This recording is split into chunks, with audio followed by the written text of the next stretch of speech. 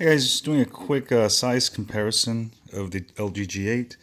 I actually let my friend borrow LG G7. Couldn't bring it for comparison, but as you can see, it's slightly taller, wider than the Galaxy S9. Compared to the LG V40, it's obviously slightly smaller phone. So it's going to be really interesting when the LG V50 comes out.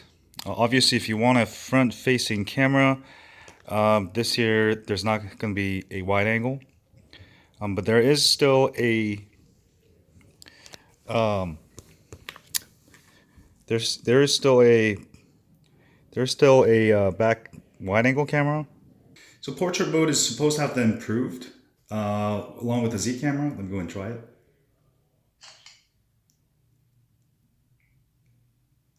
It doesn't look too bad. Definitely looks pretty good this year.